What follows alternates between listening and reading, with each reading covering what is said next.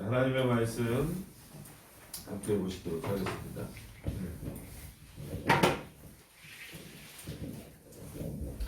네, 오늘은 8장 전체를 좀 함께 살펴볼 텐데요. 고린도전서 8장 1절부터 13절까지의 말씀입니다. 제가 봉독해 드리도록 하겠습니다. 우상의 제물에 대하여는 우리가 다 지식이 있는 줄 아나 지식은 교만하게 하며 사랑은 덕을 세워나니 만일 누구든지 무엇을 아는 줄로 생각하면 아직도 마땅히 알 것을 알지 못하는 것이요 또 누구든지 하나님을 사랑하면 이 사람은 하나님의 아시는 바 되었느니라. 그러므로 우상의 제물을 먹는 일에 대하여는 우리가 우상은 세상에 아무것도 아니며 또한 하나님은 한 분밖에 없는 줄 아노라. 비록 하늘에나 땅에나 신이나 칭하는 자가 있어 많은 신과 많은 주가 있으나 그러나 우리에게는 한 하나님 곧 아버지가 계시니 만물이 그에게서 났고 우리도 그를 위하여 또한 한 주 예수 그리스도께서 계시니 만물이 그로 말미암고 우리도 그로 말미암았느니라. 그러나 이 지식은 사람마다 가지지 못하여 어떤 이들은 지금까지 우상에 대한 습관이 있어 우상의 제물로 알고 먹는 거로 그들의 양심이 약하여지고 더러워지느니라. 식물은 우리를 하나님 앞에 세우지 못하나니 우리가 먹지 아니하여도 부족함이 없고 먹어도 풍성함이 없으리라. 그런즉 너희 자유함이 약한 자들에게는 거치는 것이 되지 않도록 조심하라. 지식 있는 내가 우상의 집에 앉아 먹는 것을 누구든지 보면 그 약한 자들의 양심이 담력을 얻어 어찌 우상의 제물을 먹게 되지 않겠느냐. 그러면 내 지식으로 그 약한 자가 멸망하나니 그는 그리스도께서 위하여 죽으신 형제라. 이같이 너희가 형제에게 죄를 지어 그 약한 양심을 상하게 하는 것이 곧 그리스도에게 죄를 짓는 것이니라. 그러므로 만일 식물이 내 형제로 실족해 하면 나는 영원히 고기를 먹지 아니하여 내 형제를 실족지 않게 하리라. 아멘. 기도하도록 하겠습니다.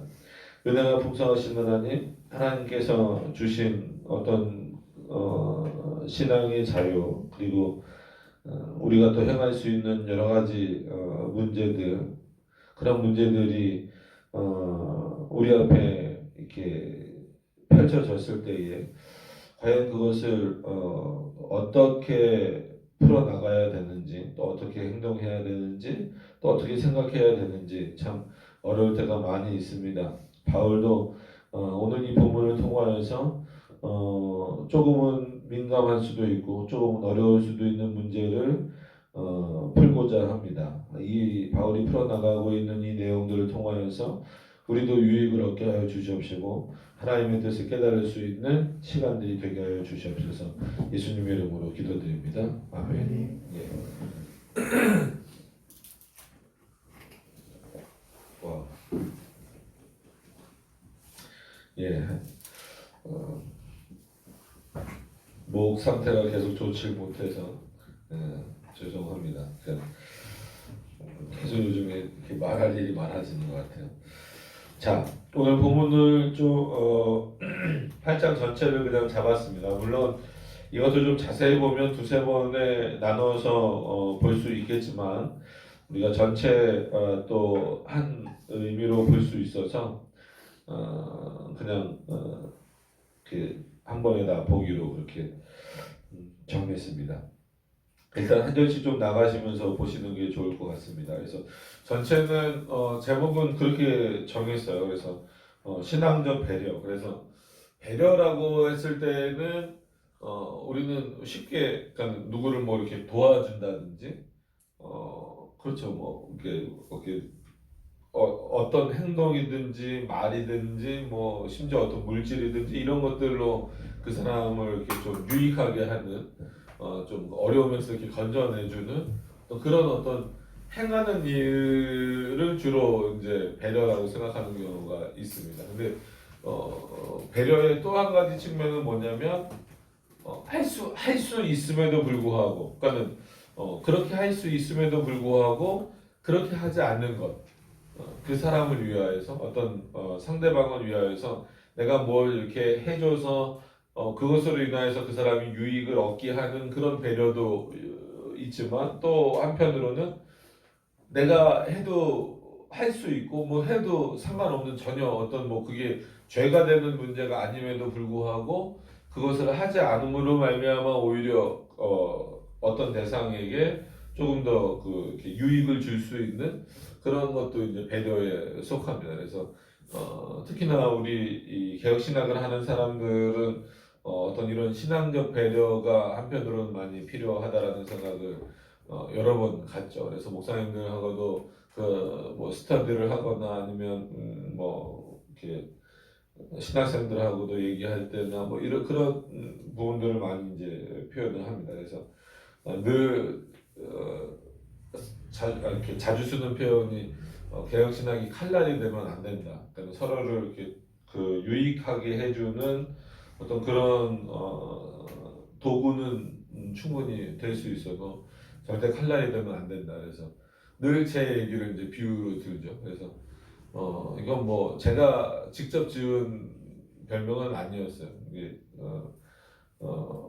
솔라 김영규 뭐 이런 그 별명이 있었어요. 근데 그게 꼭 좋은 의미로만 있었던 건 아니고 돌이켜 보면 이렇게 막 그 들어오는 지식을 저도 감당을 못하는 거죠. 그러다 보니까 마치 다른 사람을 이 개혁신학으로 이렇게 막 재단해 내듯이 그런 모습들이 좀 있었던 것 같아요. 그래서 한마디로 잘난 맛에 살았던 것 같습니다. 그래서 예전에 이제 부교육자로 있을 때에도 어느 교회 이렇게 이렇게 부임을 해서 가게 되면 거기 먼저 있던 부교육자들이 어 김명석 목사님이 온대, 뭐 김명석 강사님이 온대. 이게 굉장히 좀 먼저 있는 사람들에게는 상당히 부담감이었었다 그래요. 그래서 근데 막상 와서 이렇게 그 같이 또 지내다 보면 뭐 괜찮다고도 이렇게 그렇게 생각했던 것보다 한마디로 제가 세지 않다라고 세게 나오지 않는다라고 이렇게 했는데 이미 그때는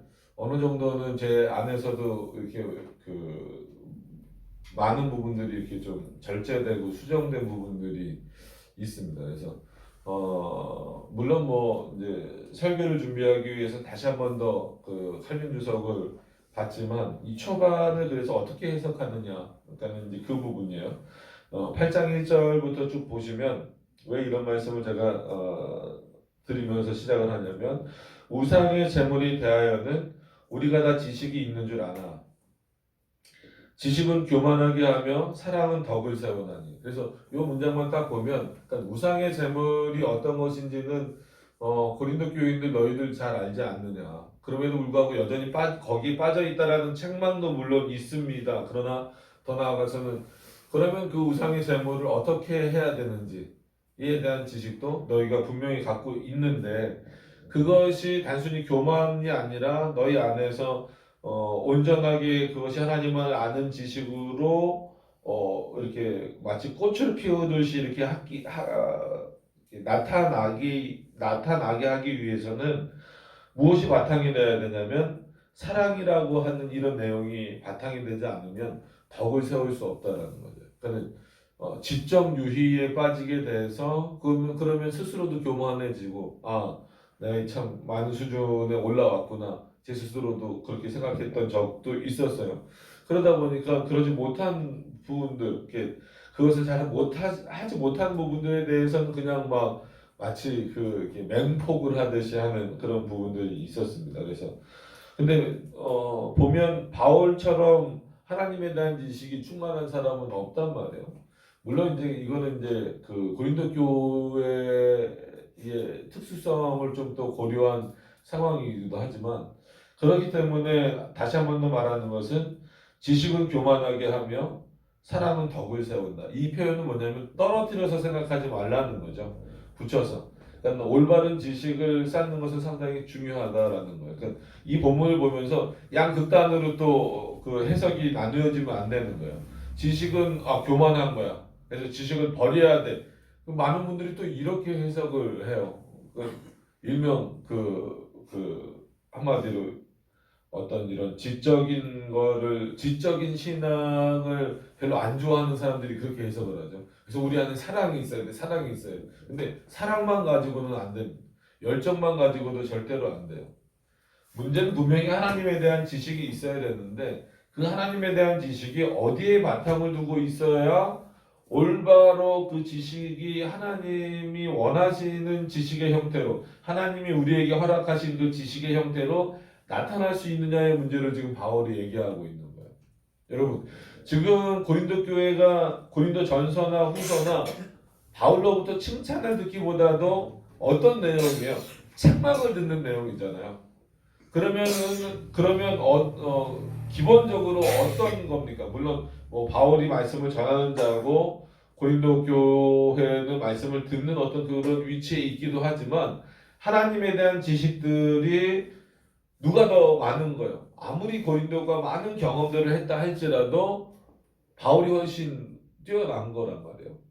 그것을 부정할 수는 없어요. 그러니까 바울이 하나님에 대한 지식이 없이는 이 도대체 고린도 교회가 어떤 문제가 하나님 앞에 있고 또 그것을 어떻게 해결해야 될 것인가의 그런 해결책들을 제시해 줄 수 없다라는 거예요. 그런 차원에서 하나님에 대한 지식은 끊임없이 쌓아가야 돼요. 그래서 신학을 공부하는 데 있어서 완성은 언제입니까? 이렇게 물어볼 때 완성이 없어요. 어떻게 보면 죽을 때까지 하나님 앞에 갈 때까지 우리는 한마디로 공부하는 자로 그 하나님에 대한 지식을 쌓는 자로 있어야 된다라는 거예요. 그래서 우리가 보기에 훌륭한 분들이 있잖아요. 그런 어떤 그 뭐 종교 개혁자들도 있고 아니면 우리나라만 하더라도 참 훌륭한 인물들 많이 있단 말이에요. 그런 인물들은 우리가 보기에는 참 대단하다. 어떻게 저런 이렇게 학문의 세계를 펼쳐갔을까라고 하지만 그분들도 공통적으로 하는 표현이 뭐냐면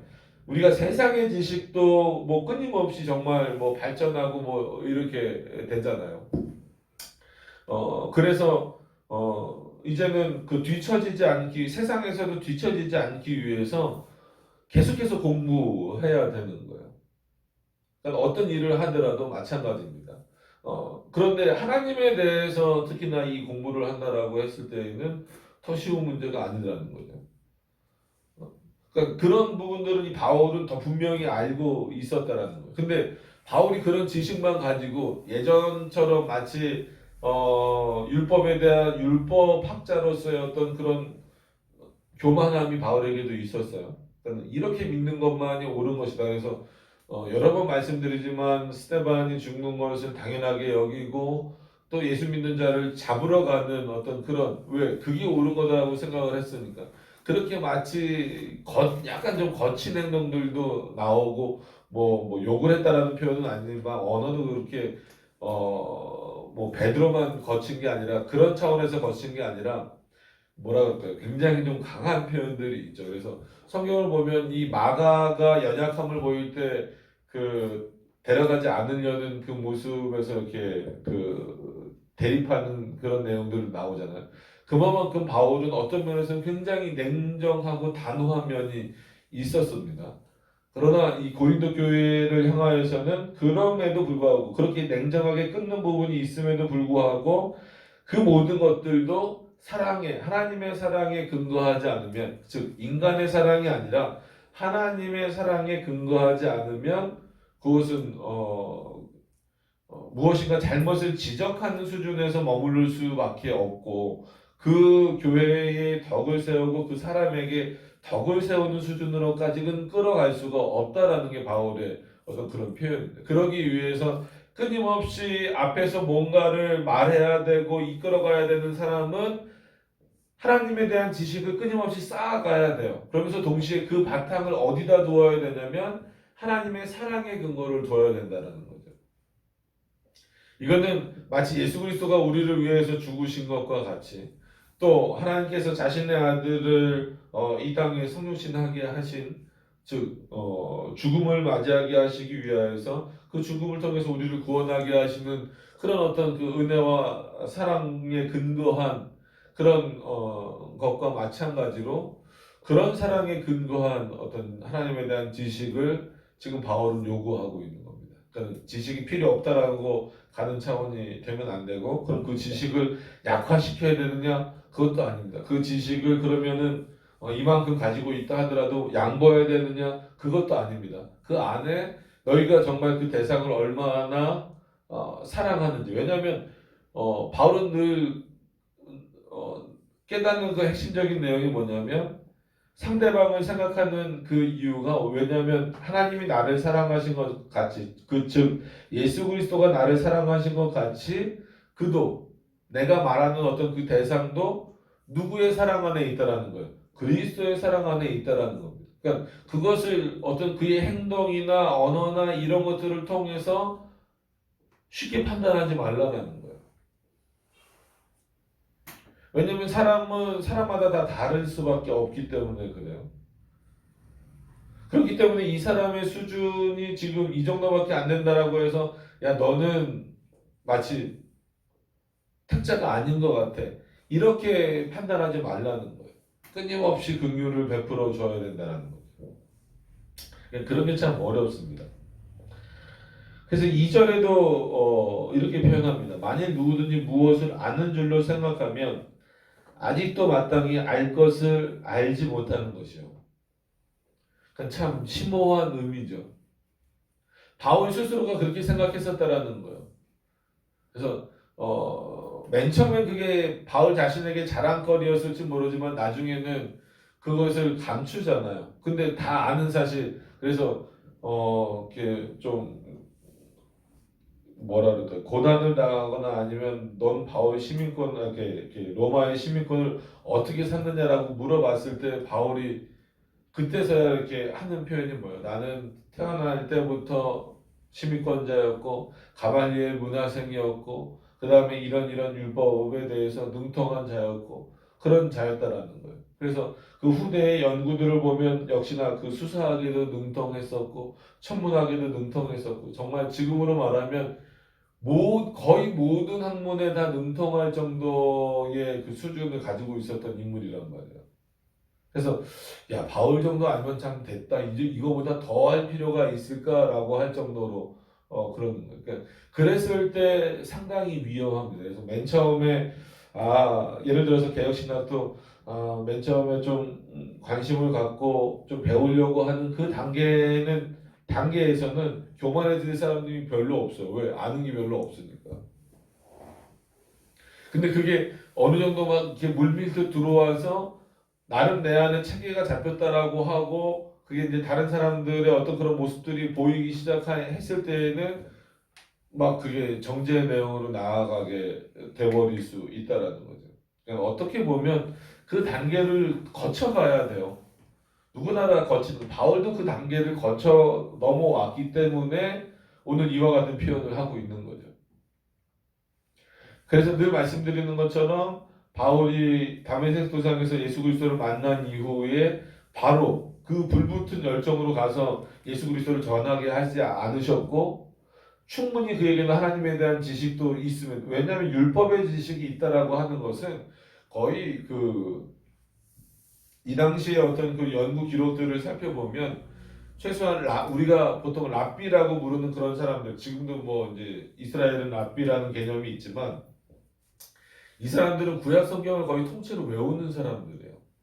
특히나 모세오경 같은 경우는 진짜 토시 하나 틀리지 않고 외울 정도의 그런 그 수준을 갖고 있단 말이에요. 그건 단순히 암기력이 좋기 때문이 아니라 그것을 얼마만큼 그 잘 소화하고 또 전할 수 있느냐의 그 수준을 말하고 있는 거거든요. 그럼 바울도 그에 못지 않았을 거란 말이에요. 그럼에도 불구하고 어떤 그의 인격을 가다듬으시고 다시 한 번 더 그가 올바르게 예수 그리스도의 복음을 전하는 자로 이렇게 변화되게 하시기 위해서. 그러면은 성령 하나님께서 일순간에 변화시키지 못하셨을까요? 충분히 하실 수 있음에도 불구하고 인간의 어떤 자연적인 질서에 따라서 그렇게 긴 시간 동안 또 훈련 받도록 하셨다라는 거예요. 거기서 그런 바울을 통해서 나온 표현이 뭐냐면 만일 누구든지 무엇을 아는 줄로 생각하면 아직도 마땅히 알 것을 알지 못하는 것이요. 그래서 김영기 교수님도 이런 부분들을 설명하시면서 신학자들 중에서도 아마 들어보셨을 거예요. 유니우스라든지 아니면 그 폴라누스라든지 이런 사람들은 우리가 하는 신학은 모형 신학이다. 모형. 우리는 하나님의 말씀을 보고 막 이렇게 그 공부를 하고 또 신학책들을 펴고 막 하다 보니까 마치 그 본질의 내용을 직접 배우는 것처럼 보이지만 아니다. 우리는 하나님이 알려주신 만큼에 대해서만 누구를 알 수 있다. 하나님에 대해서 알 수 있다라는 거예요. 그런 차원에서 인간이 할 수 있는 최고의 신학은 모형 신학이다라는 거예요. 마치 흉내내는 신학이다라는 거예요. 그 원형 신학은 누구 안에 감춰져 있냐? 죄송합니다. 원형 신학은 누구 안에 감춰져 있느냐라고 했을 때 물론 뭐 칼빈과 같은 사람은 그런 표현을 쓰지 않았지만 유니오스도 그렇고 폴라누스라는 사람도 그렇고 이 17세기 인물 중에서 굉장히 중요한 인물입니다. 공통적으로 표현하는 것이 뭐냐면 원형 신학은 하나님 자신 안에만 있다라는 거예요. 그래서 하나님이 우리에게 알려주신 만큼만 우리가 아는 게 이 성경이라는 거죠. 그래서 우리가 이제 뭐 그 전도의 일환으로 토요일 날그 말씀을 이렇게 함께 나누는 시간을 그 웨스트민스터를 공부하는 시간을 좀 가지려고 하는데 뭐 그때 이 얘기를 할 수 있을지 없을지 모르겠어요. 왜냐하면 그 불신자는 아주 초신자를 대상으로 하기 때문에 거기다 대고 원형 신학, 모형 신학 얘기하기는 좀 그렇지만 그래도 이렇게 수요일 날까지 나와서 예배를 드리시는 여러분들은 좀 이렇게 기억을 좀 하셔야 돼요.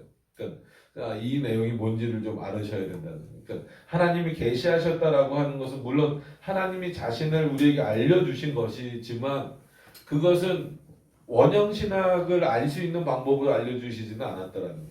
그렇게 알 수도 없고 그래서 그게 이제 모형 신학이다. 그런 차원에서 하나님에 대해서 알면 알수록 더 알게 많아지고 더 겸손해질 수밖에 없는 것이지 마치 그것을 어느 정도 알았다라고 해서 끝이 아니다라는 거예요.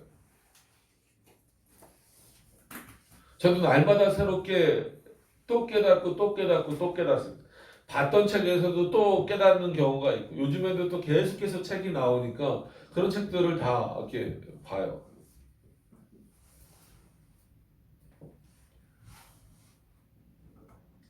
보면 볼수록 하나님에 대해서는 정말 신비로움이 그 깊이가 어마어마한 거죠. 근데 우리나라도 언젠간 모르게 전체적으로 그런 분위기가 돼버렸어요. 공부를 어느 정도 했느냐? 예를 들어서 뭐 담임 목사를 청빙하거나 뭐 이럴 때에도 공부를 어느 정도 했느냐? 학위는 있느냐 없느냐? 솔직한 얘기로 그가 어떤 신학을 가지고 있고 그리고 정말 그가 인성적으로 하나님 앞에 어떤 그런 어떤 삶의 내용이 있는가 그리고 말 그대로 오늘 뭐 설교 제목인 그런 어떤 배려함이 있는가에 대한 부분들에 대해서는 확인하려고 하지 않는 그런 안타까움이 좀 있는 그런 시대입니다. 그래서 이런 말씀들이 고린도 교회뿐만 아니라 지금 우리에게도 더 필요하지 않겠는가 그런 생각을 많이 합니다. 3절에도 어떻게 보면 답을 2절에 마치 묻는 것과 같고 3절은 답을 주는 것 같죠. 또 누구든지 하나님을 사랑하면 이 사람은 하나님의 아시는 바 되었느니라. 그러니까 하나님이 그를 안다라는 의미도 있고 하나님에 대해서 분명히 더 이렇게 알게 돼 있을 때에는 더 그 자신이 겸손해질 수밖에 없는 거예요.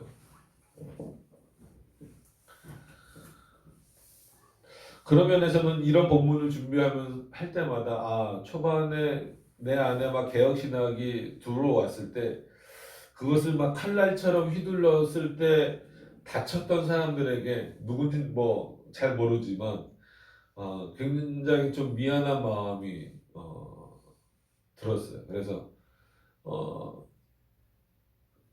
그런 거죠. 그러니까 저에 대한 평가도 요즘에 이제 뭐 저랑 스터디를 하거나 뭐 이런 분들은 그렇게 말하지 않는데 그 한참 학교 다니고 막 이랬을 때 저를 알았던 분들은 그렇게 지금도 그렇게 말하는데 김병선 목사님 너무 세지 않냐 너무 강하지 않냐 근데 지금 만나면 목사님 하나도 안 세요 이렇게 지금 제가 이렇게 막 좋아졌다 거룩해졌다 이걸 말하려는 게 아니라 그런 과정을 겪으면서 참 본의 아니게 그 조금 아는 거 가지고 다른 사람에게 상처를 준 것에 대하여서 혹시나 그것 때문에 그 사람이 개혁신학을 떠나게 된다면, 그래서 이건 제가 그렇게 한 건 아니지만 어떤 분은 그렇게 표현하는 경우도 있어요. 그런 게 개혁신학이라면 난 안 하겠다라고 생각 막 하고 딱 떠나는 분들도 있어요. 그러니까 그만큼 중요한 이런 내용들이에요. 그래서 우리가 어떻게 이런 내용들을 조금 알아가면서 또 적용하면서 살아야 되는가에 있어서 우리가 참 고민해야 될 부분들이 많습니다. 왜냐하면 이제 어떻게 보면 6장에 나왔던 내용을 좀 확대시켜서 표현을 하는 거죠. 그래서 우리가 6장 지나간 내용이지만 이렇게 보면은 모든 것이 가나 모든 것이 허용된 것은 아니고, 또 그렇다라고 해서 또 모든 것이 다 폐하해진 것은 아니다, 이런 부분들을 우리가 6장에서 봤잖아요. 그것을 8장으로 이제 확대를 시켜서 바울이 그 부분을 다시 한 번 더 어떻게 보면은 심층적으로 이렇게 좀 설명을 하고 있는 부분이죠. 그래서 4절에 보시면 이제 그렇습니다. 그러므로 우상의 재물 먹는 일에 대하여는 우리가 우상은 세상에 아무것도 아니며 또한 하나님은 한 분밖에 없는 줄 아노라. 여러분, 자, 이게 한 절에 같이 묶여져 있어요. 그러므로 우상의 재물을 먹는 일이 일어났기 때문에 지금 말을 하는 거예요. 이 고린도 지역에 고린도 교인들이 우상의 재물을 먹는 일이 지금 발생을 했어요. 그럼 이게 옳은 것이냐 그른 것이냐를 따지는 것도 상당히 중요한데, 먹었던 자들이 어떤 그 신앙과 한마디로 어떤 신론을 가지고 있고, 또 한마디로 보여지는 모습에서 어떻게 살고 있느냐가 이제 중요한 문제거든요. 근데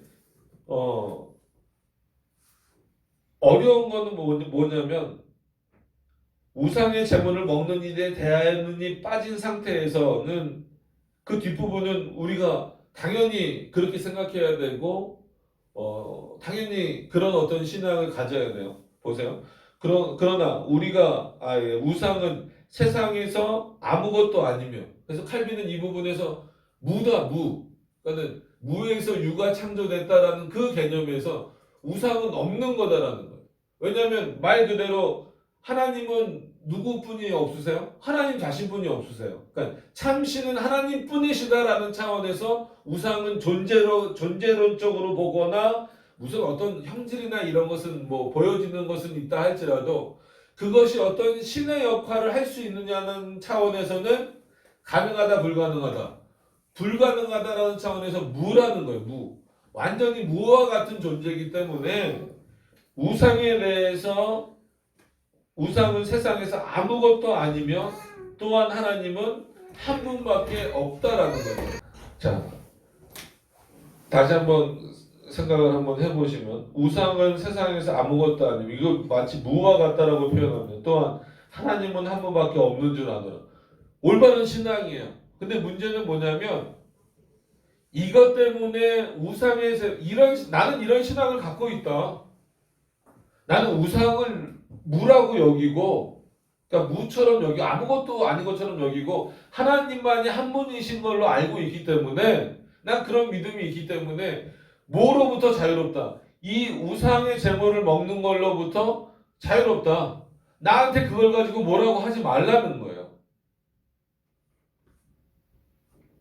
그러니까 이런 게 참 어려운 겁니다. 그러니까 그 사람에게 있어서는 신앙적인 자유와 양심, 하나님이 주신 여러분, 우리가 양심을, 우리 외민에 아직 들어가진 않았지만 두 가지로 구별하면, 하나님이 우리에게 특히나 그리스도인들에게 주신 양심은 도덕적인 양심과 더불어서 신앙적 양심이 있는 거예요. 그리스도가 주신 양심. 이 두 가지 양심이 우리 안에 같이 있는 거고, 또 그 안에서 어떤 지식적인 면에서라도 구별이 돼야 돼요. 물론 나타나는 부분에 있어서 이거는 그리스도의 양심이야, 이거는 도덕적 양심이야, 이걸 어떻게 우리가 있다고 하더라도 구별을 합니까? 이렇게 내 스스로도 구별이 안 되죠. 그럼에도 불구하고 분명히 신앙적인 양심과 즉 그리스도 안에서 누리는 양심의 자유와 도덕적 양심의 자유가 다 있단 말이에요. 그럼 오늘은 최소한이 아니라 분명히 드러나는 것은 어디에 따른 양심이 있다라는 거예요.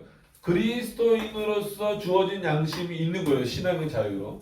나는 이런 양심의 자유가 있다. 나는 우상을 섬기는 게 아니라 그를 무로 여기는데, 그리고 하나님은 한 분밖에 없다라고 생각을 하는데, 이런 양심의 자유를 나는 가지고 있다. 거기서 말하는 양심의 자유는 신앙의 양심의 자유가 나 그리스도를 통해서 난 가지고 있다. 그렇기 때문에 내가 우상의 제물을 먹는 것에 대하여서 전혀 꺼리낌이 없다. 그럼 이건 죄입니까 아닙니까? 죄가 아니에요. 바울이 그걸 말하고 칼빈도 그걸 말해요. 그건 죄 아니다. 죄가 아닌 건 맞다. 왜? 그러니까 우상을 섬기는 차원에서 먹는 것이 아니라 그냥 너는 그것을 뭘로 여기고 있기 때문에, 음식으로 여기고 있기 때문에. 그러니까 실제로 우상을 섬기면서 그 재물을 먹으면 문제지만, 그렇지 않다면 그거는 뭐 음식에 불과한 건데. 그러니까 제사에 참여해서 먹는 게 아니라 그냥 뭐 남은 음식들. 여러분 그러면은 예를 들면 그거요. 그 안 믿는 사람들 같은 경우에도 우리나라로 예를 들면 명절 때 이렇게 모여서 그 뭐예요? 뭐 제사 드리는 경우가 있잖아요. 그러니까는 본인은 안 드려도. 그럼 끝나고 나면은 같이 식사하자고 하는데 대부분 먹습니까? 안 먹습니까? 먹죠. 그럴 때 갖는 생각이 뭐예요? 이런 생각이에요. 나는 이 제사에 참여하지 않았다. 나는 어떤 자유가 있다. 자유함으로 먹는다. 이런 자유함으로 먹는다.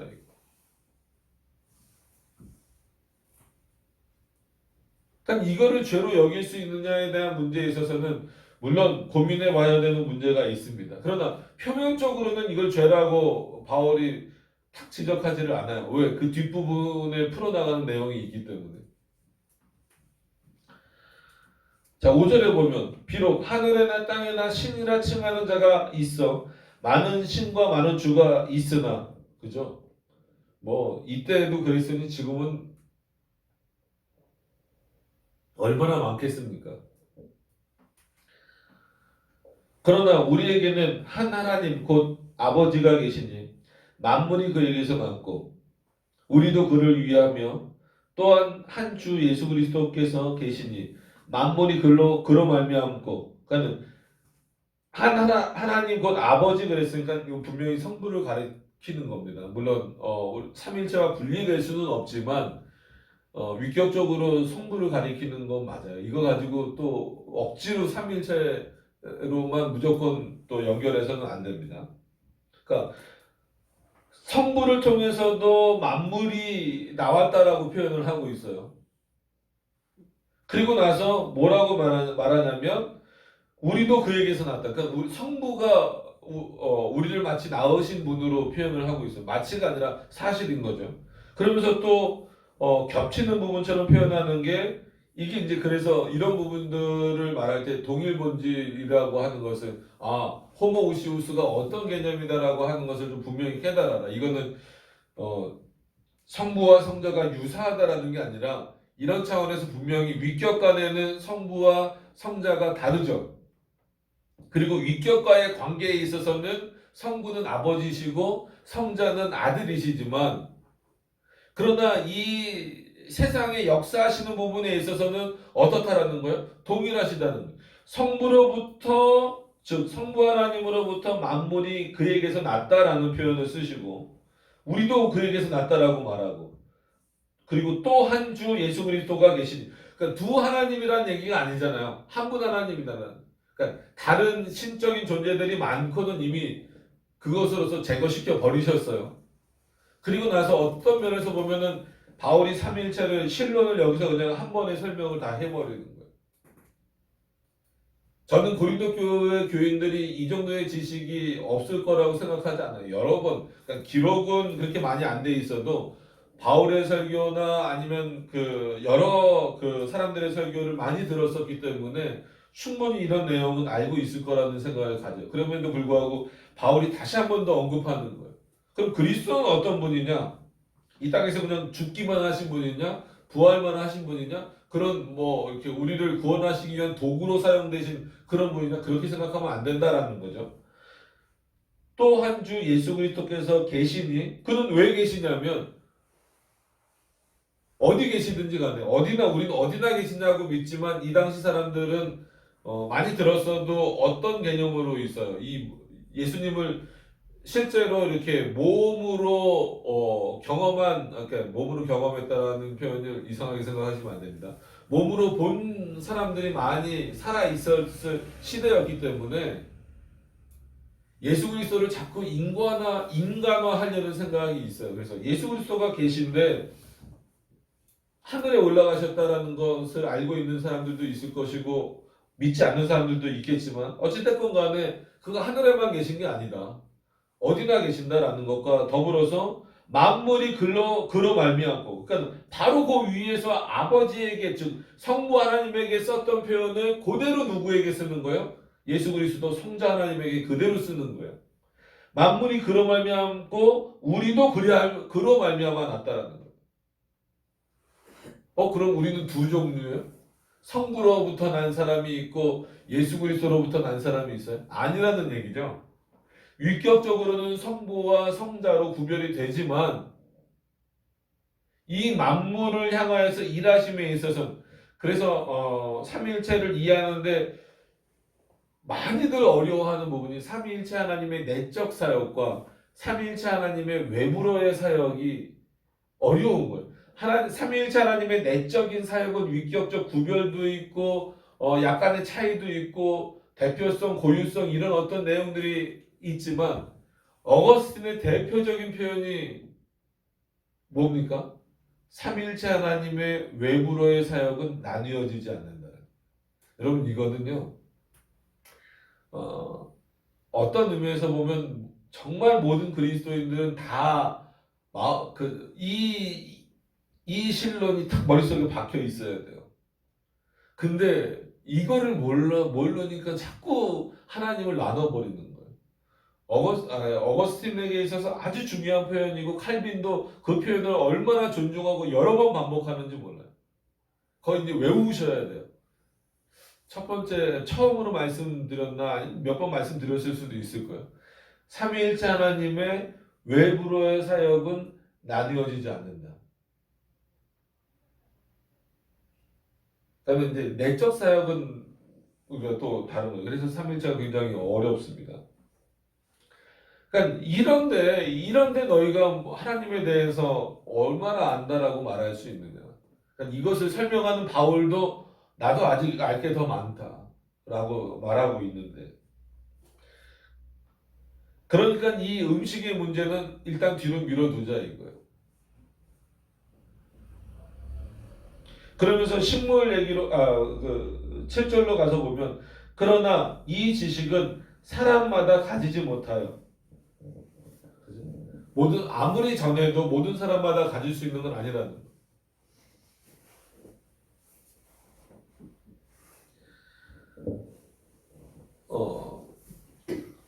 10년째 묻는 분이 있어요. 한두 분이 아니에요. 그러니까 삼일체에 대해서 분명히 이렇게 공부 같이 하고 또 설명을 해줬는데도 불구하고 그게 어떤 거지? 하고 또 묻는 분들이 있어요. 근데 어쩔 수 없어요. 반복적으로 계속 해야 될 수밖에 없어요. 그래도 궁금해서 또 묻는 건 하나님의 은혜입니다. 그래서 전 계속 물으라 그래요. 모르면 내가 목사가 됐는데 이거 모르는 게 참 부끄럽다 이렇게 생각하지 말고 그러다 나중에 더 큰 부끄러움 당하지 말고 모르면 계속 물으라고. 안 묻는 게 문제예요. 안 묻고 나중에 엉뚱한 얘기하는 게 문제입니다. 근데 이 지식은 사람마다 가질 수가 없어요. 왜? 하나님이 선물로 주시는 거기 때문에. 인간으로서는 이해되지 않으니까. 그래서 어떤 이들은 지금까지 우상에 대한 습관이 있어 우상의 제물로 알고 먹는 거로 그들의 양심이 약하여지고 더러워지느니라. 그러면 뭐야 우상에 대한 습관이 있다라는 거예요. 그래서 칼빈도 또 주석에서 어거스틴의 표현을 인용하면서 뭐라 그래요? 인간의 마음은 뭐다? 우상의 공장과 같다라는 거예요. 그래서 얘를 뭘로 드냐면 태양은 우리를 위해서 어떤 존재냐? 종과 같은 존재다. 우리는 막 태양신 그래서 태양을 향해서 막 절하고 난리도 아니잖아. 달도 마찬가지다. 달도 그냥 종과 같다라는 거야. 근데 너희는 그것을 숭배하지 않느냐.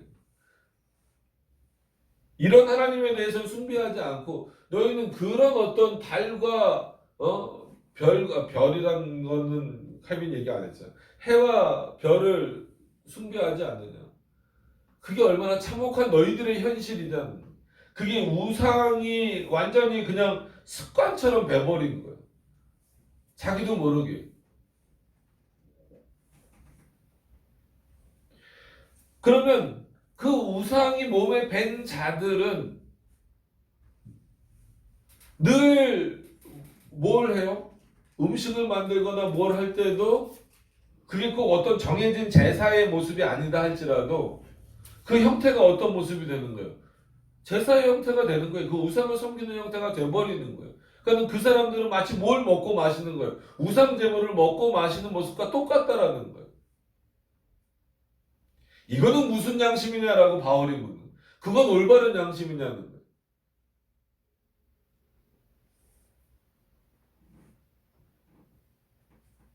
그래서 이건 TV에서 본 건데 그런 어떤 그 고부간의 마찰이 있는데 당연히 시어머니는 안 믿어요. 며느리는 이제 교회를 다니고 그래서 절충안을 낸 게 뭐냐면 그래 그럼 너는 제사는 드리지 마라. 그래도 이 집안의 며느리가 됐으니까 제사 음식은 만들어라. 어떤 의미인지 아시겠어요? 그럼 며느리 입장에서는 그래도 제사를 안 드리는 게 중요하고 또 시어머니가 제안을 했으니까 그래요. 그러면 제가 그 제사를 드리는 음식은 만들겠습니다. 그러나 그러면은 제사에서는 빼주세요. 이거는 그게 옳고 그름을 떠나서 뭐 한국적 문화에서 그걸 옳고 그름으로 판단할 수 있는 문제는 아니잖아요. 하나님 앞에서 죄입니까 아닙니까? 상당히 어려운 부분이에요. 제사를 드리지 않기 위해서 어쩔 수 없이 제사 음식을 만드는 거예요. 그러니까 우리 자꾸 이 7장에 나왔던 결혼 문제가 떠오르죠. 혼자 살 수 있으면 혼자 살라는 어떤 그 표현이 어떨 때는 차라리 혼자 사는 게 낫겠다. 신앙을 올바로 지키는 데 있어서. 그거나 그래서 앞에서 그 말씀드린 대로 오히려 우상은 아무것도 아니니까 나는 그 우상에게 드렸던 그 재물이니까 음식이겠죠. 뭐 여러 가지지만 대부분 음식이잖아. 음식 난 그거 먹어도 난 전혀 꺼리낌이 없다. 여러분 이 두 사이에 있는 긴장감과 이 딜레마를 여러분 어떻게 지금 시대에도 그대로 적용이 되잖아요. 바울이 계속 이 어려운 문제를 던지는 거예요. 8장에서. 그래서 한 번에 좀 보려고 한 겁니다. 이걸 나눠서 하면 사고가 일주일이 끊어져 버리니까 7절에 그 얘기를 했죠. 오히려 그들은 그것 때문에 양심이 약하여지고 더러워졌다라는 거예요. 우상의 습관 때문에.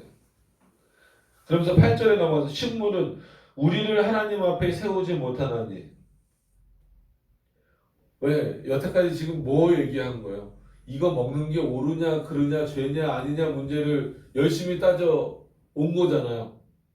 근데 바울이 본인이 한 말을 마치 또 뒤집듯이 지금 8절에 말하고 있어요. 식물은 우리를 하나님 앞에 세우지 못하나니. 우리가 먹지 아니하여도 부족함이 없고. 솔직히 안 먹으면 육신적으로는 배고프죠. 그죠? 한 끼 두 끼 굶으면 배고프죠. 또 반대로 먹어도 풍성함이 없으리라. 배부르죠. 먹으면 배부르죠. 그런데 여기서 부족함이 없고 풍성함이 없다라는 의미를 어떻게 받아들일 거냐라는 거예요. 식물에 대한 문제예요. 즉 먹는 것에 대한 문제입니까? 우상 제물이니까. 이것을 먹는다라고 해서 너희들에게 뭔가 부족한 것도, 그러니까 안 먹는다라고 해서 부족한 것도 없고 또 먹는다라고 해서 풍성한 것도 아니다라는 거예요. 이것은 음식으로 말씀하신 거지만 실제로는 어떤 영적인 양식까지 우리가 더 나아가서 생각해 볼 수 있어야 된다라는 차원인 거죠. 그랬을 때 이제 오늘 제목하고 좀 연결을 시켜서 우리가 생각해 볼 수 있는 문제들을 바울이 또 제기를 하는 거예요. 그런즉 너희 자유함이, 분명히 이 자유함을 바울이 하나님께서 그리스도 안에서 이런 자유함을 우리에게 주셨다라고 하는 것을 부정하지 않아요. 그리고 그 자유함대로 살라고 말해요. 그래서 어느 정도는 여기서도 아디아포라라고 하는 문제, 이래도 괜찮고 저래도 이 아디아포라를요, 이래도 괜찮고 저래도 괜찮다라는 단순한 논리로 갖고 가시면 안 됩니다. 그러니까 하나님이 우리에게 주신 자유 안에서 어떤 것이 조금 더 하나님 안에서 올바를까를 우리가 결정할 수 있도록 권한을 마치 주신 것처럼 보여지는 내용들, 그것이 아디아포라지. 그냥 뭐 이거는 성경에 없는 거니까, 하나님이 결정하시지 않은 거니까 우리 마음대로 하래. 절대로 아디아포라를 우리 마음대로 하려는 말로 이해하시면 큰일 납니다. 오히려 그래서 아디아포라는 더 어려워요. 왜요? 양심에 따라서, 하나님이 주신 양심에 따라 결정해야 되는 거니까.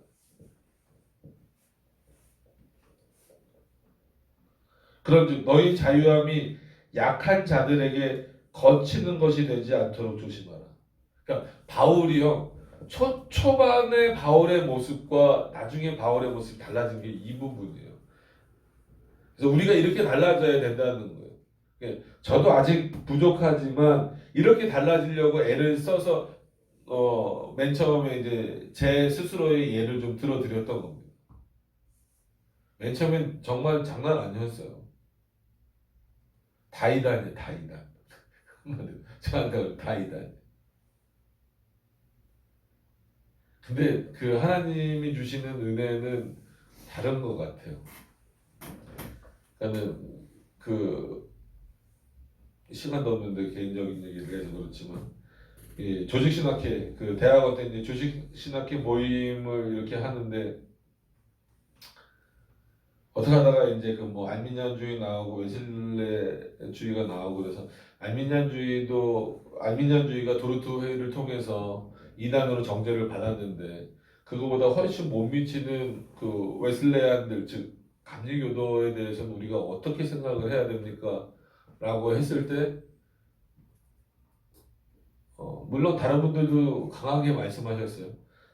지난주에 오셔서 설명하셨던, 설교하셨던 강영호 목사님도 굉장히 강하게 표현을 하셨지만, 저는 아예 그냥 직접적인 단어를 썼어요. 감리교는 이단입니다. 그러고. 근데 오히려 그거 때문에 여러 신학생들이 그건 너무한 표현 아닙니까? 라고 한마디로 상처를 받는 거예요.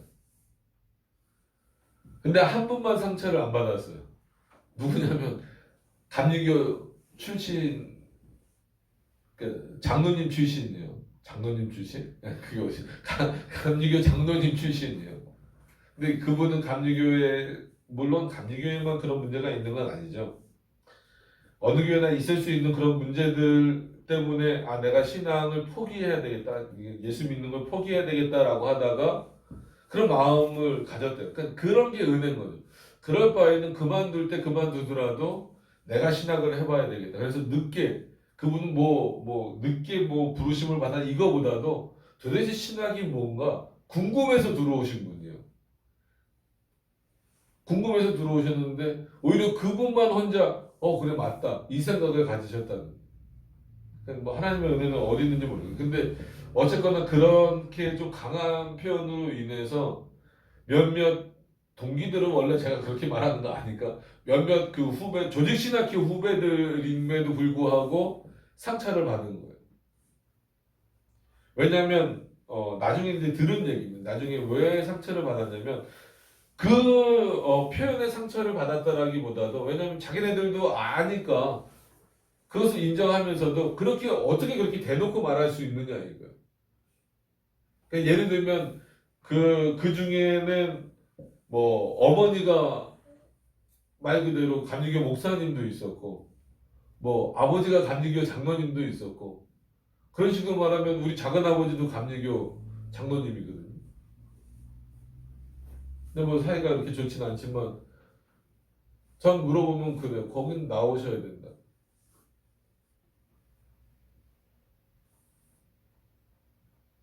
그러니까 그랬을 때 이런 부분들이 지금은 그래서 누가 감리교 물어보면 그냥 뭐 우리랑 좀 달라요. 그냥 그러고 말아요. 우리랑 좀 달라요. 아무도 이단으로 정죄를 안 했는데 뭐 혼자 그거 한다고 괜히 그 거꾸로 나만 이상한 놈 되죠 뭐. 그냥 그러고 넘어갑니다. 그러시라는 얘기가 아니라 이 부분이 참 어려워요. 그래서 적용하기가. 그런즉 너희 자유함이 약한 자들에게 거치는 것이 되지 않도록 하라. 그러니까 바로 이 아까 우리가 봤잖아요. 그럼 4절에 그러므로 우상의 재물을 먹는 일에 대하여는 자기가 나는 양심의 자유에 따라서 신앙 양심의 자유에 따라서 나는 이 우상을 우상처럼 여긴다 안 여긴다 안 여긴다. 하나님은 한 분만 계시다라는 걸 믿는다. 그런 차원에서 난 이 음식을 먹는 것에 있어서 꺼리낌이 있다 없다? 없다라는 거예요. 그러니까 그 부분은 죄가 아니다라고 100번 양보할 수 있어도 10절에 그것을 먹는 것을 보고 연약한 사람이 상처를 입는다면 또 혹이라도 그럼 우리도 먹어도 되겠네? 라고 생각을 한다면 그 사람을 마치 10절은 굉장히 11절은 멸망에 빠지게 하는 것과 똑같다라고 표현을 하잖아요. 그러니까 10절에 지식 있는 내가 우상의 집에 앉아 먹는 것을 누구든지 보면 너는 그래 너의 신앙의 양심의 자유에 따라서는 그게 괜찮을지 몰라도 그 약한 자들의 양심이 담력을 얻어 어찌 우상의 제물을 먹게 되지 않겠느냐 그거예요. 그래서 참 어려워요. 이런 문제들이 어려워요.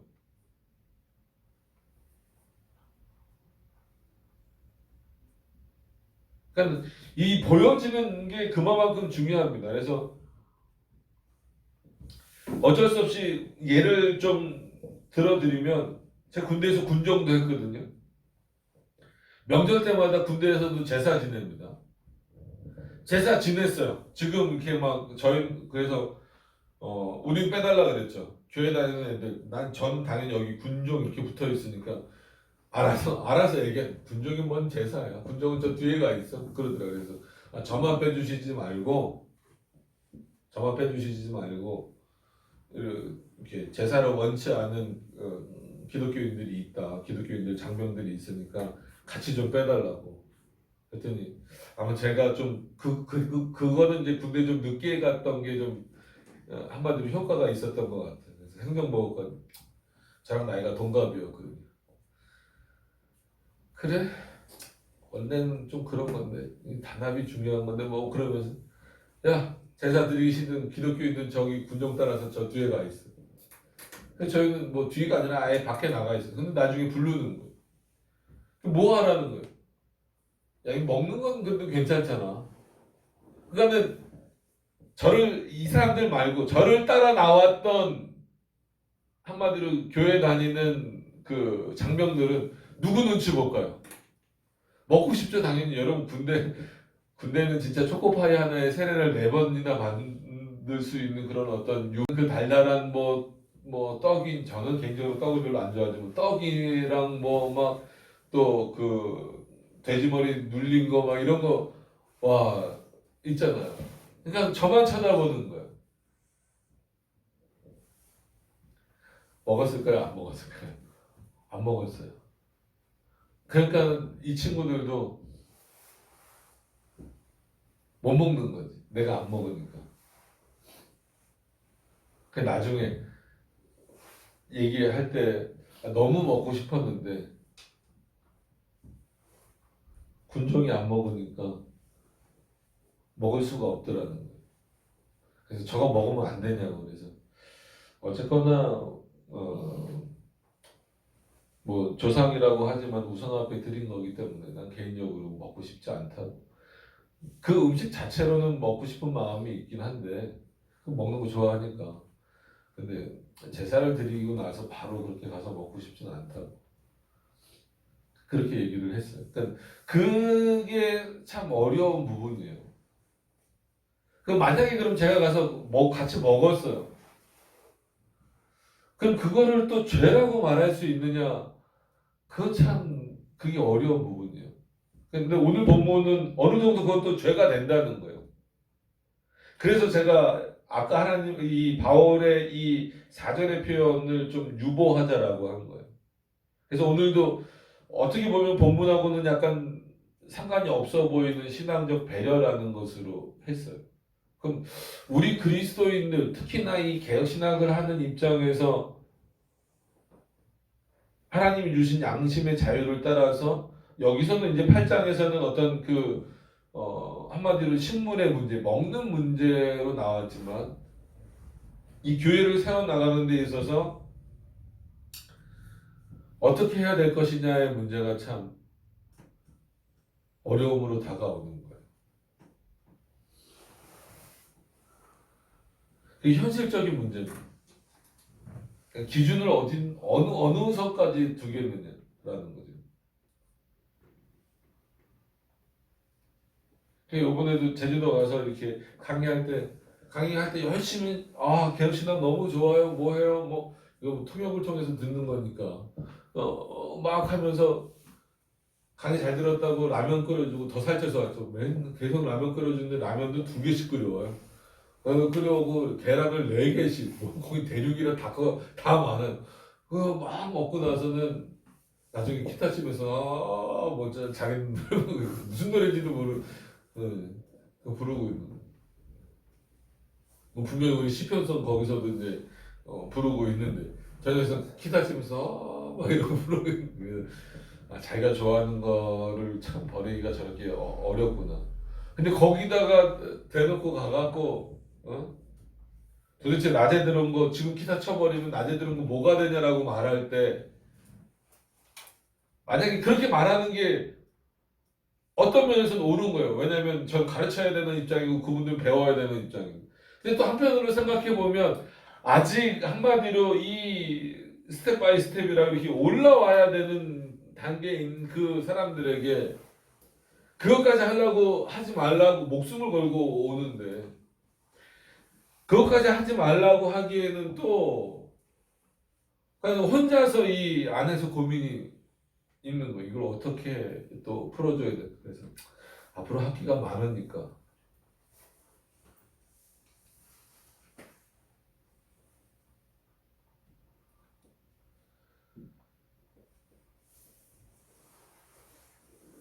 그래서 어차피 그 교수들끼리 그 과목을 나눴는데 조직신학 서론하고 실론은 제가 계속 하는 걸로 이렇게 나눴어요. 그래서 그때 얘기를 해줘야죠. 그게 어려운 거예요. 12절에 보시면, 그러니까 이게 자칫 잘못하면은 11절처럼 그러면 내 지식으로, 그러니까 너의 자유함으로 말미암아 그 약한 자가 멸망하나니 그는 그리스도께서 위하여 죽으신 형제다라는 거예요. 그러니까 택자가 유기자가 될 수는 없죠. 그럼에도 불구하고 바울이 이렇게 표현한 이유는 뭐예요? 그만큼 조심하라는 거예요. 너가 함부로 판단하지 말고. 그래서 할 수 있을까? 아까 그래서 설교 맨 처음에 배려라고 하는 것이 누구를 이렇게 뭘 해서 돕는 것도 배려지만 어떨 때는 할 수 있음에도 불구하고 안 하는 것도 배려다라고 말씀드린 이유가 여기 있는 거예요. 12절에도 이같이 너희가 형제에게 죄를 지어. 이거 죄라고 딱 여기서 바울이 또 못 박아요. 그러니까 너희의 양심에 따라서 한 행동이지만 그거는 연약한 형제에게는 죄가 될 수 있다는 거예요. 그 약한 양심을 상하게 하는 것이 곧 그리스도에게 죄를 짓는 것입니다. 이런 차원에서 신앙적 배려, 이거는 무조건 봐주란 얘기가 아닙니다. 그러니까 하나님의 지식이 없어야 된다라는 표현이 아니다라고 이해하셔야 된다라는 것과 연결이 되는 겁니다. 그러므로 만일 식물이 내 형제로 실족해 하면 나는 영원히 고기를 먹지 않냐. 여기서 이 고기는 단순한 고기가 아니라 어떤 고기예요? 제사를 드렸던 그 고기입니다. 그래서 바울이 채식주의자래. 아니면 실제로 바울은 고기를 안 먹었대. 이렇게 말하는 사람들도 있어요. 근데 그런 의미가 아닙니다. 영원히 고기를 먹지 아니하여 내 형제를 실족치 않게 하리라. 그러니까 바울이 자기 자신을 여기다가 확 집어넣었잖아요. 솔직히 바울은 지금 이 고린도 교회 상황과는 좀 떨어져 있는 인물임에도 불구하고, 그러니까 그런 죄들은 짓지 않는 상태임에도 불구하고 마치 여기에 자신을 집어넣어서 내가 먹을 수 있는데 내 양심에 따라서 너희들처럼 너희들도 너희 양심에 따라서 먹는 게 뭐가 죄가 됩니까? 나는 그거 뭐 다른 사람을 신경 써서 뭐 합니까? 내 양심에 따라서 하면 되는 거지. 그래? 근데 그게 그리스도 앞에서 죄가 되는데? 연약한 성도들을 잘못 이끌 수 있는 잘못된 방향으로 죄를 짓게 만드는 길이 돼버린다면 그건 그리스도 앞에서 죄를 짓는 건데? 마치 나라면 먹을 수 있는 양심의 자유가 나한테 주어졌다 할지라도 내가 먹는 그 모습을 통하여서 다른 사람들이 실족하게 된다면 나는 영원토록 그 고기는 그것으로부터 주어진 양식에 대해서는 거절하겠다라는 거예요. 그것은 뭐냐면 단순히 양식의 문제뿐만이 아니라 그 자리에도 참여하지 않겠다라는 거예요. 다시 돌아가서 보면 지금 이 고린도 지역은 늘 우리가 계속해서 반복되는 내용이 뭡니까? 무역이 활발하게 이루어지는 지역이었고, 그러다 보니까 여러 신적인 어떤 내용들이 많이 들어왔어요. 그래서 제사도 많이 들어왔습니다. 우리나라에서도 뉴스 볼 때마다 화딱지 나지만 이거를 배려라고 봐야 될지 뭐라고 봐야 될지 모르겠지만 이제는 군대를 가는 청년들 중에서도 이슬람을 믿는, 우리나라 사람인데도 이슬람을 믿는 청년들이 있어요. 그죠? 어떤 의미인지 아시죠? 그리고 이제 뭐라 그래야 돼요? 혼혈이죠. 혼혈 중에서도 한국 국적을 취득했으면 가야 되니까. 갔을 때, 그리고 또 꼭 이슬람교가 아니더라도 안식교인들도 군대 가잖아요. 그럼 안식교인들 지금 돼지고기 먹습니까? 안 먹습니까? 안 먹어요. 고등학교 때 모르고 먹게 하려고 이 밑에 깔아놨다가 친한 친구였는데 아주 진짜 주먹다짐 직전까지 갔었어요. 그 정도로 걔네들은 아주 심각한, 그거 먹으면 막 토하려고 그래요. 토해내려고. 안식교인, 이슬람이 아니라. 근데 이 인권이 앞서다 보니까 군대 식단을 바꿔라 이거. 선택할 수 있게. 예를 들어서 솔직히 뭐 군대 갔다 오신 분들은 알겠지만 그거를 그게 어디 있어요? 주는 대로 진짜 퍼주는 대로 먹는 거지. 근데 군대 식단을 선택할 수 있게 해주라는 거예요. 뭐가 진짜 몸에 이렇게 안 좋은 반응이 나서 그런 음식들을 못 먹고 아토피나 이런 것 때문에 배려를 해줘라 이거면 어느 정도 이해를 하겠는데, 그게 아니라 종교적 신념 때문에 특히 돼지고기 같은 거를 먹지 않는 경우에 대해서 식단을 조절해줘라. 그렇게 하겠다라는 거예요. 야, 대한민국이 지금 어디로 흘러가고 있는가? 그거는 배려가 아닙니다. 그런 배려를 오늘 말하고자 하는 건 아닙니다. 그거야말로 같이 죄를 지어서 죽자라는 거죠.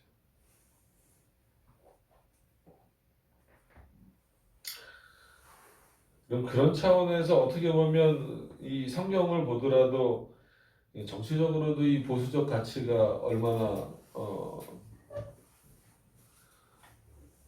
따라가야 될 수밖에 없는지를 알 수 있어요. 인권 위에 계신 하나님, 물론 모든 정치보다도 위에 계신 하나님이지만 심지어는 이런 신앙의 자유보다도 마치 아디아포라처럼 우리에게 맡겨진 그 문제보다도 위에 계신 그 하나님. 그럼에도 불구하고 우리는 이 지식을 가지고 사랑 없이 함부로 할 때에는 그 사람을 실족하게 만들어 버릴 수 있다라는 차원입니다. 그래서 어떤 면에서는 이런 얇은 지식이 아니라 바울과 같은 어떤 지식이요? 깊은 지식. 하나님에 대한 정말 그 깊은 지식을 갖게 되면 바울도 먹을 수 있잖아요. 먹을 수 있는 자유가 있잖아요. 그럼에도 불구하고 나는 그 사람을 위해서, 연약한 자들을 위해서 먹지 않겠다. 이런 신앙적 배려. 그러니까 이게 여러분 먹는 문제에서만 지금은 솔직히 이런 문제들 많이 없어지긴 했죠. 물론 뭐 한국이 또 독특한 상황 때문에 아까 말씀드렸던 어떤 그 뭐 제사 음식이라든지 이런 것들 뭐 이제 그래서 어떤 면에서는 이 혼인하는 문제에 있어서도 결혼하는 문제에 있어서도 둘만 좋다고 다 해결되는 게 아니라 이 신앙의 문제가 어떤 면에서는 중요한 거예요. 그러니까 이거는 어떤 면에서는 타협이잖아요. 내가 그래 제사를 안 드린다. 물론 당연히 안 드려야 되는 건데 제사를 안 드리기 위해서 제사 음식을 만들어요. 그러면은 뭘 안 했으면 돼요? 애초에 뭘 안 했으면 되냐고요. 그 남자와 결혼을 안 하면 되는 거예요. 그죠?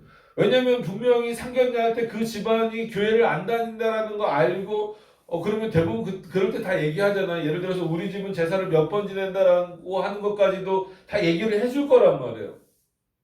그럼에도 불구하고 그냥 자기가 좋아서 자기 결정이에요. 그래 놓고서 나중에 하나님 어떡하죠? 도와주세요. 그리고 이거 타협점. 이건 이렇게 했으니까 나는 뭐 최대한 음식은 만들어 놓고 뭐예요? 참여하지 않았으니까 그래도 나는 신앙을 지켰지. 그렇게 말한 수 있다는 거죠. 그거는 원천적으로 뭐가 틀린 거예요. 혼인이 잘못된 거죠.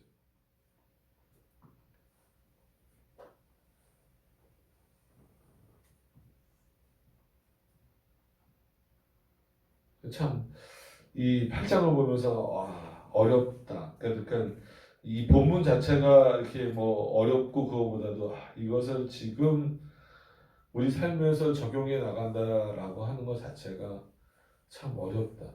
그럼 배려를 하면 어디까지 배려를 해줘야 될까? 신앙의 수준을 낮출 수는 없잖아요. 말씀의 수준을 낮출 수는 없잖아요.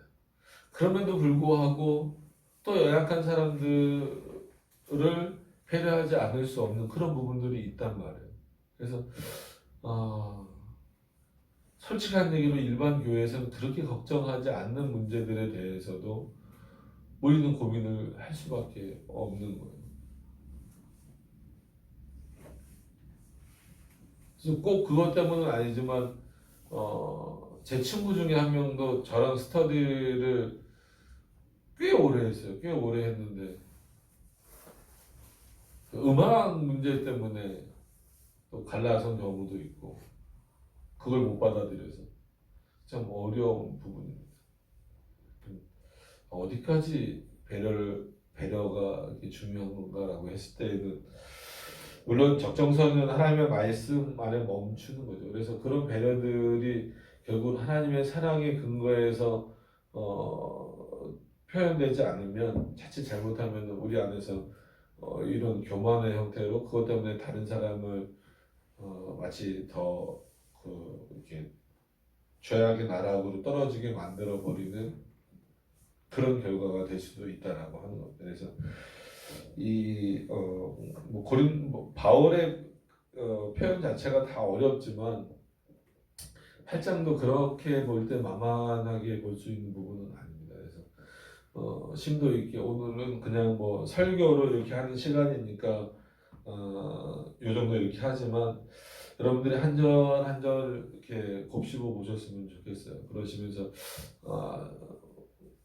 꼭 뭐 신앙적 배려로 연결시키실 필요는 없고 과연 이런 문제들을 현실적으로 우리가 우리에게 닥쳐왔을 때 이것을 꼭 먹는 문제뿐만이 아니잖아요. 먹는 문제뿐만이 아니고 이런 여러 가지 현실들이 닥쳐왔을 때 우리가 과연 어떻게